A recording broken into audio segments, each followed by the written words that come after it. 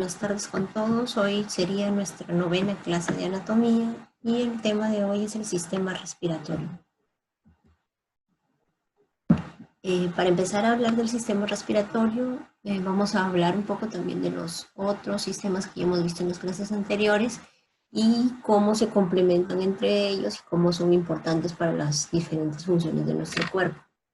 En este caso, en el sistema respiratorio, vemos que se encarga básicamente de intercambiar los gases, el oxígeno y el CO2,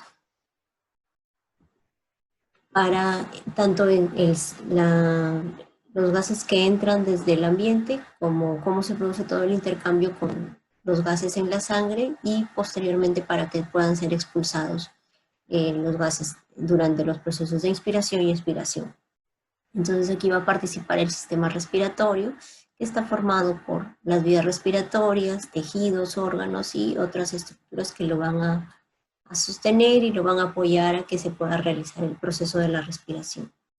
Cuando hablamos de las vías respiratorias, las vamos a clasificar según el lugar donde se encuentran en vías respiratorias superiores y vías respiratorias inferiores. Las superiores comprenden desde la laringe hasta la faringe, desde la nariz hasta la faringe. Entonces, en el caso de las vías superiores tenemos nariz, cavidad nasal, senos paranasales y la faringe. ¿Por qué son importantes? Porque van a participar en la recepción del aire, pero también van a calentar, humidificar y filtrar el aire. Además, van a protegerlas de algunas infecciones. ¿Por qué? Porque tienen unas células con cilios que van a producir moco y van a ayudar a filtrar el aire de las distintas partículas, van a darle la temperatura necesaria para que llegue hacia las vías inferiores y además la producción de moco va a permitir esta limpieza. Ya en el caso de las vías respiratorias inferiores, tenemos desde la laringe hacia abajo. Entonces tenemos la laringe, la tráquea, los pulmones, los bronquios, sus distintas divisiones de los bronquios hasta llegar a los bronquiolos para que luego formen los alveolos pulmonares.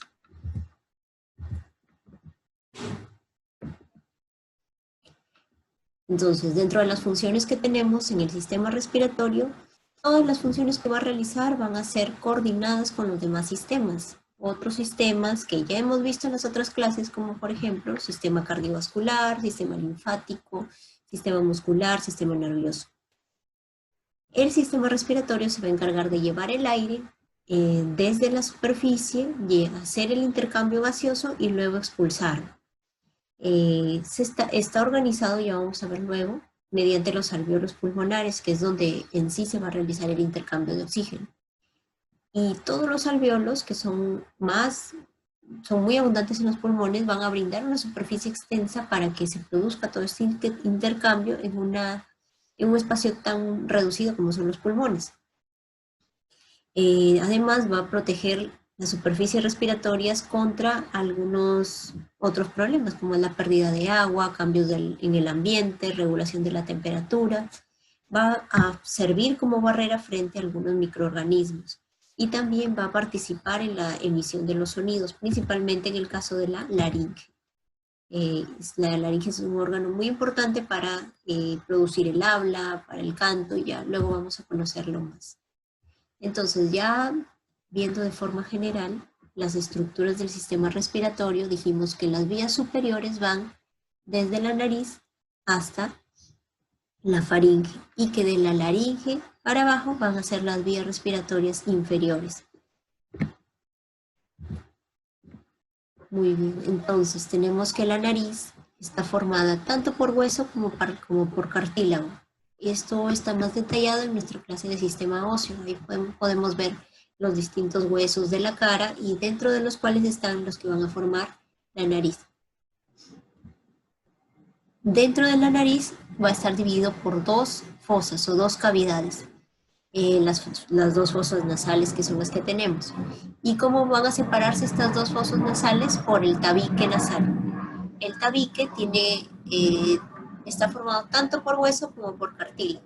Y nosotros podemos darnos cuenta que al tocar nuestra nariz hay una parte que es un poquito más suave y otra parte que ya es rígido. Entonces vemos que está compuesto por tejido óseo, que es el hueso, y tejido cartilaginoso, que es un poquito más suave. Entonces, luego vemos que se van a comunicar con las glándulas lacrimales, que son las que están en nuestros ojos, y los senos paranasales, que son estructuras huecas dentro de los huesos de la cara. Esta comunicación es muy importante porque por ahí se va a producir la eliminación de algunos líquidos. Por eso es que a veces cuando, por ejemplo, hay llanto, alguien está llorando, empieza a dar la impresión de que hubiera mayor producción de moco, pero es en realidad estas comunicaciones que hay con las glándulas lacrimales. Es una mucosa muy irrigada, o sea, tiene bastante nutrición por los vasos sanguíneos, por eso es que a veces la mucosa nasal, cuando se inflama, se lastima, puede sangrar y son sangrados abundantes. Y además contiene las células ciliadas que van a secretar el moco.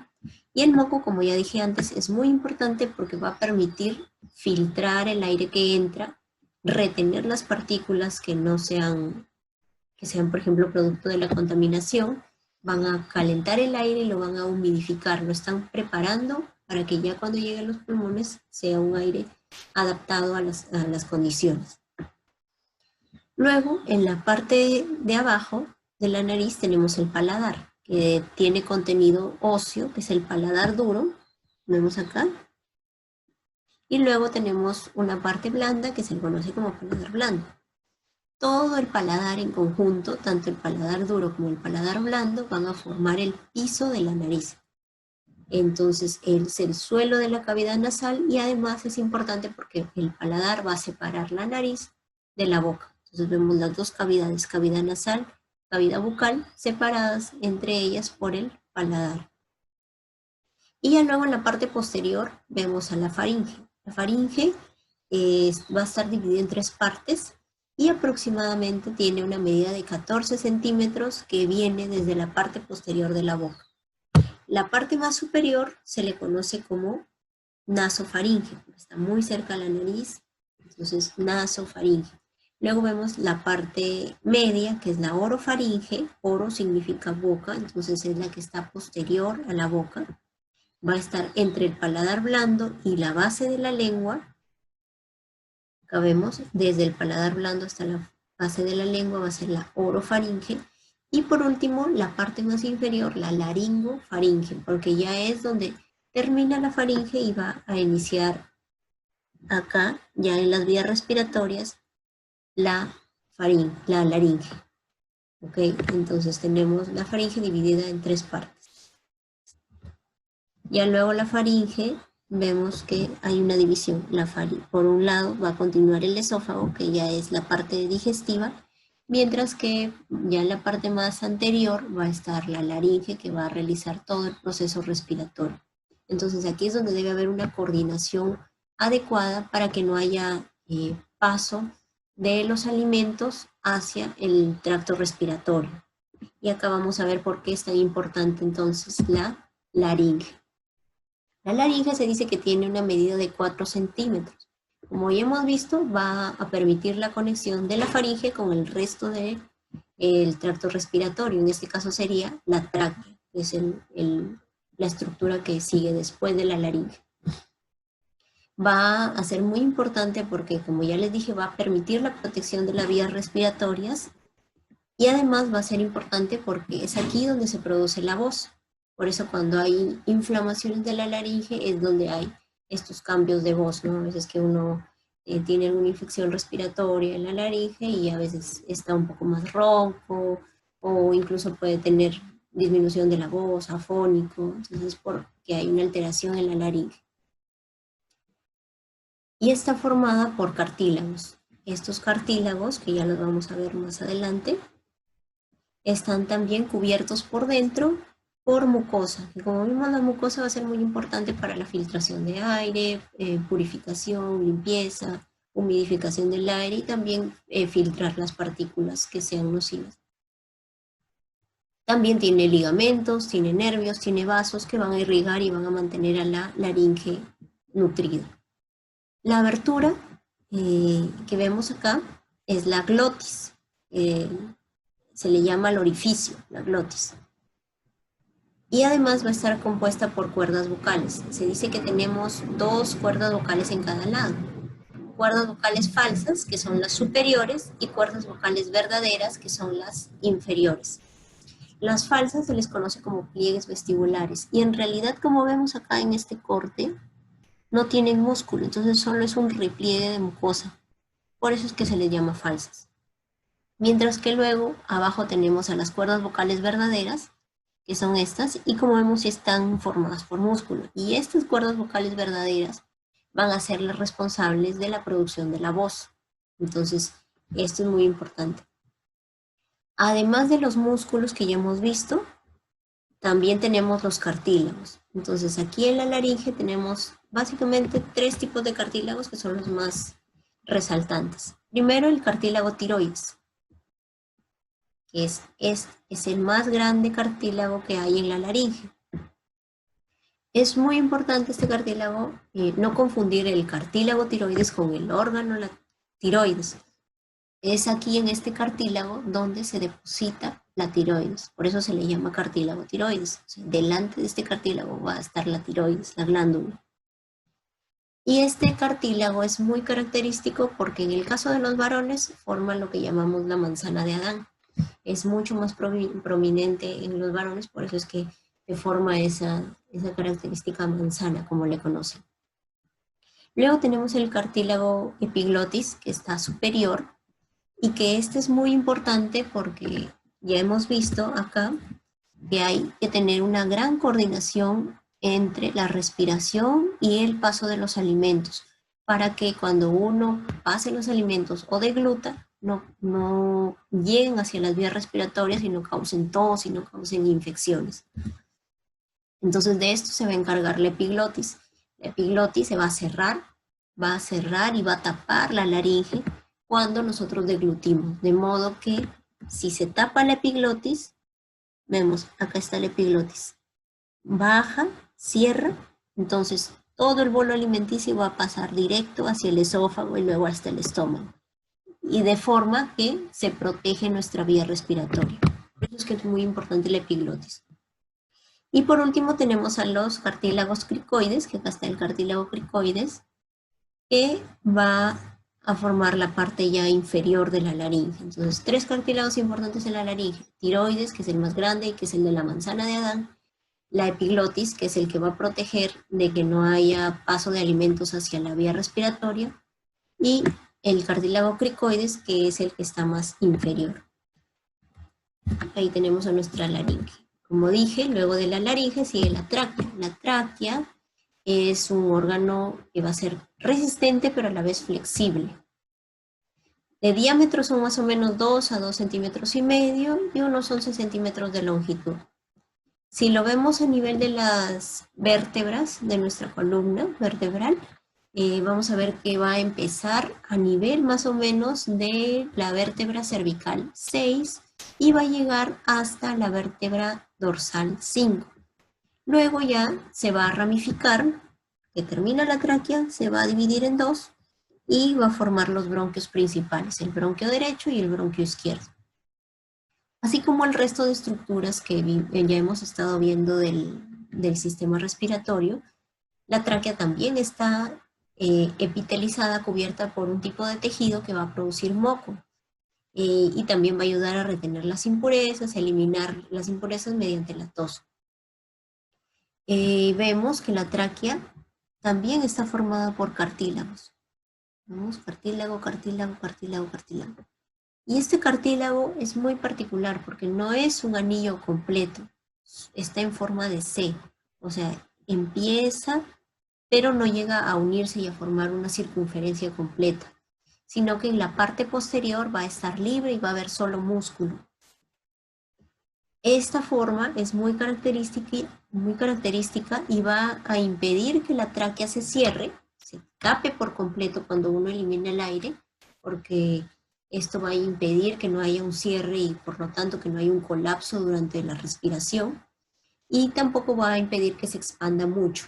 Entonces el control de las presiones es muy importante y esta forma de cartílago en C le va a permitir que no tenga estas complicaciones como colapso o expansión de su diámetro. Entonces acá vemos a nivel de un tejido el corte. Vemos acá la forma del cartílago en C y vemos acá en la luz de la tráquea y que en la parte posterior no está completo el cartílago, sino que continúa con la capa muscular. Vemos una gran diferencia. La letra A señala la tráquea, mientras que la letra B señala el esófago. Sabemos que el esófago está por detrás de la tráquea. Entonces vemos que el esófago es simplemente músculo y por lo tanto el esófago sí colapsa. Sí se va a unir entre sí cuando no hay pase de comida. En cambio la tráquea, que es por donde pasa el aire, sí tiene que permanecer abierto durante todo el tiempo. Por eso, importante la forma del cartílago en C. Luego, como dijimos, la tráquea se divide y forma los bronquios primarios. Bronquio derecho, bronquio izquierdo. También los bronquios van a tener la característica de el cartílago en forma de C. El bronquio derecho es un poquito más ancho y además es más vertical. Por eso es que cuando, por ejemplo, en el caso de los niños que son muy curiosos, se pueden meter objetos a la boca, no coordinan todavía bien su deglución, a veces llegan a meterse objetos que llegan hasta el bronquio y pueden tener más complicaciones. Entonces, ¿a qué bronquio es más común que lleguen? Al bronquio derecho, porque es un bronquio, uno que es más ancho y otro que es un poquito más vertical, entonces es más fácil que los objetos, cuerpos extraños lleguen hacia esa zona. Luego ya están los bronquios principales y van a ingresar al pulmón donde se van a continuar dividiendo. ¿Cómo ingresan al pulmón? Mediante una estructura que se le conoce como ilio. El ilio es el lugar por donde ingresan estructuras al pulmón. No solo ingresan los bronquios, también van a ingresar vasos sanguíneos y van a ingresar nervios. Entonces, llegamos a los pulmones. Tenemos que, en el caso de los pulmones, son órganos muy esponjosos, porque es importante para la ventilación. Ya vamos a ver luego que es gracias a los alvéolos. Tienen una forma cónica y se ubican en el tórax. La punta o el vértice de los pulmones está hacia arriba, o ápice también se le conoce, y la parte inferior o base es más amplia. Entonces aquí como se le conoce que es una forma un tanto cónica. Y la parte inferior se va a apoyar en un músculo muy importante para la respiración, que es el diafragma, y que el diafragma es el que va a dividir o va a delimitar la cavidad pulmonar, donde están los pulmones, de la cavidad abdominal. Entonces va a dividir por debajo del diafragma el abdomen y por encima el tórax. Luego, como dijimos que el pulmón también va a tener sus distintas divisiones. En el caso del pulmón derecho, se va a dividir en 3 lóbulos. Y en el caso del pulmón izquierdo, solo en dos lóbulos. Pulmón derecho, dividido en lóbulo superior, lóbulo medio y lóbulo inferior. Vemos acá sus divisiones. Mientras que el pulmón izquierdo, lóbulo superior y lóbulo inferior. El pulmón derecho es un poco más ancho que el pulmón izquierdo. ¿Por qué? Porque el corazón, que está más hacia el lado izquierdo, va a comprimir un poco al pulmón izquierdo y por eso no se ve tan ancho como el pulmón derecho.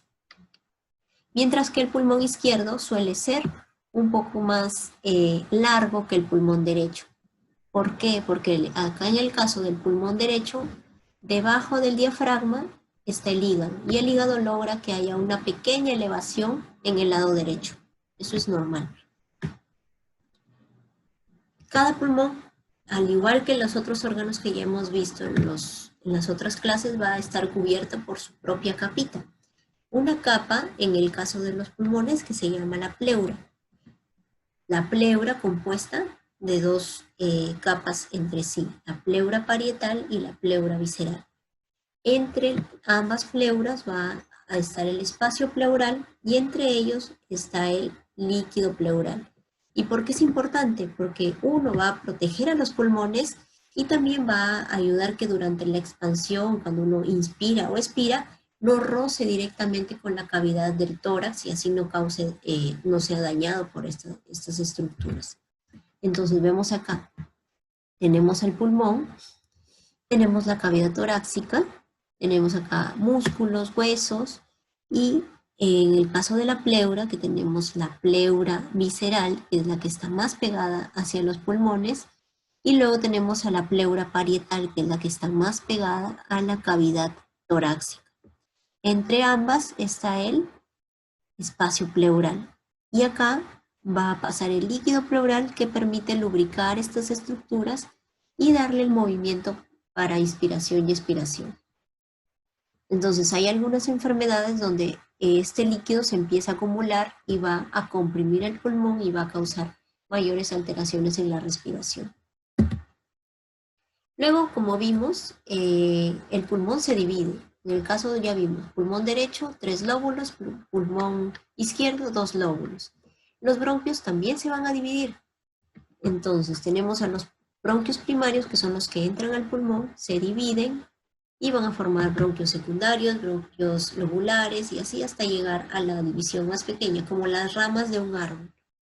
Entonces, cada pulmón va a tener, por ejemplo, bronquios primarios. Tenemos el bronquio derecho, se va a dividir en 3 bronquios secundarios, que sería el bronquio superior, bronquio medio, bronquio inferior. ¿Esta división es familiar?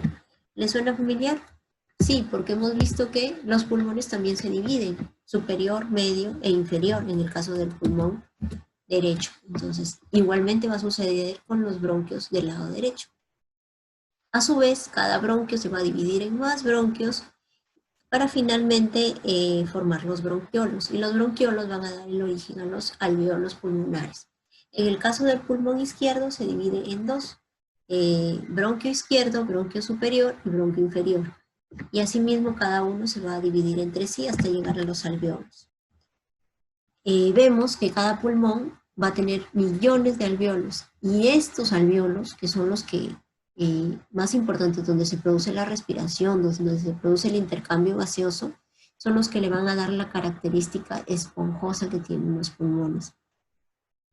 Y ya vemos que la pared del alveolo también va a tener un epitelio que va, en este caso, aquí ya va a llegar el aire purificado, ya va a llegar el aire limpio.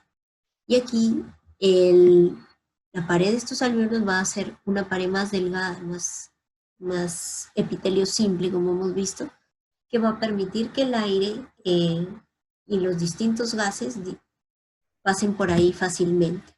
Entonces vamos a ver acá. Vimos que tenemos un bronquio primario que se va a dividir entre sí, bronquio secundario, luego bronquio terciario, luego los bronquiolos, que ya no tienen los cartílagos que tienen los bronquios, ya son más pequeños, hasta llegar al bronquiolo terminal y los alveolos. Los alveolos son como unos saquitos, vemos acá. Entonces llegan los bronquios hacia los alveolos, y los alveolos están irrigados por una red de vasos capilares. Entonces vemos acá sangre oxigenada y sangre desoxigenada. ¿Por qué? Porque aquí en los capilares y junto con los alveolos es donde se va a producir el intercambio gaseoso.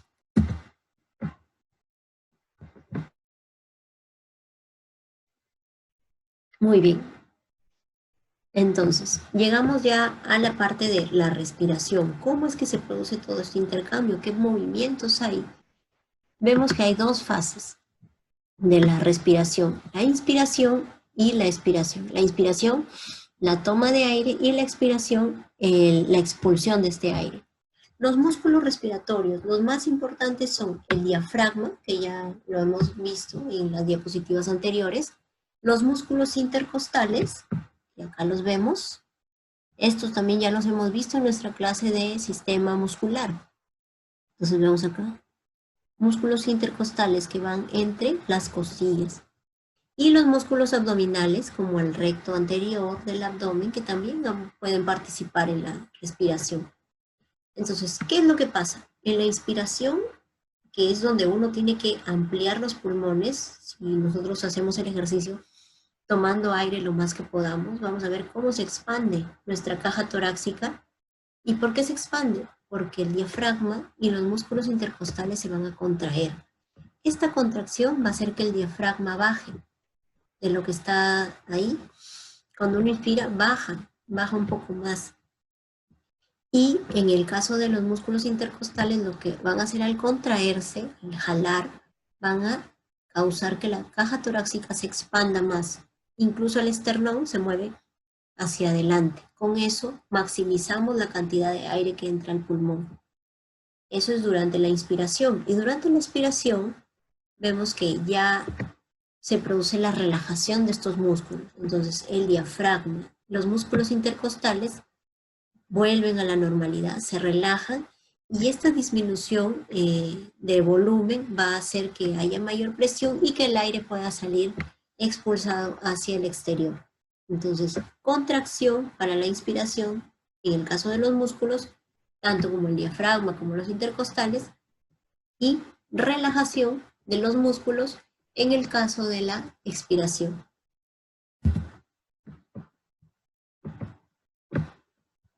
Entonces acá vemos inspiración, aumenta la capacidad de la caja torácica, baja el diafragma, y expiración, ya se relajan estos músculos y disminuye la capacidad.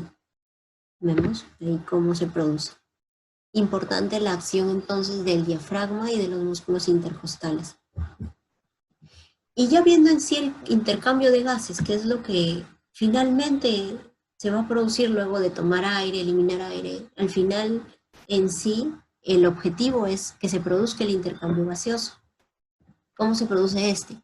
Ya dije que ya cuando está el aire en los alveolos, el tejido alveolar es muy delgadito y va a permitir la difusión pasiva de estos gases. El aire que entra va a ser rico en oxígeno, que es el aire que nosotros inspiramos, y va a ser pobre o bajo en CO2. Mientras que el aire que sale, luego que se produzca el intercambio, va a ser más bien pobre en oxígeno. ¿Por qué? Porque el oxígeno ya se fue a la sangre, ya se quedó allá, porque la necesitamos, y más bien rico en CO2. ¿Por qué? Porque ya está recogiendo todos los desechos de todo el cuerpo que ya hemos visto durante la circulación. Entonces, aire que sale, pobre en oxígeno, rico en CO2. El intercambio de gases se produce mediante difusión pasiva. ¿Qué quiere decir? Que va a pasar de un lugar de menor concentración a un lugar de mayor concentración. En el caso de el oxígeno, está más concentrado en el aire que está en los alveolos que en la sangre, porque vimos que a los pulmones va a llegar la sangre desoxigenada. ¿Para qué? Precisamente para oxigenarse. Mientras que el aire alveolar, el aire que está en los alveolos, que es el aire que hemos recibido, el CO2 tiene menor concentración, mientras que en la sangre hay una mayor concentración de CO2. ¿Por qué? Porque es un aire que ya son todos los gases de desecho que tienen que eliminarse. Entonces aquí es un trabajo conjunto del sistema circulatorio y del sistema respiratorio. Para más detalles, vuelvan a ver la clase del sistema circulatorio, porque ahí explicamos bien la circulación mayor, circulación menor y cómo es que cambia. Qué sangre llega a los pulmones, qué sangre sale de los pulmones. Entonces vemos acá capilares a nivel de la circulación sanguínea llegan, se produce el intercambio y finalmente a la sangre va a llegar el intercambio de oxígeno y se va a ir ya la sangre oxigenada. Entonces vemos acá cómo se produce la difusión. Oxígeno de una alta concentración de oxígeno que hay en el alveolo va a pasar a la sangre. Y de una alta concentración de CO2 que hay en esta sangre va a pasar hacia los alveolos. Finalmente se produce el intercambio gaseoso en los alveolos. Y así es como se produce todo el mantenimiento del organismo. Muy bien, chicos, hasta ahí hemos llegado hoy.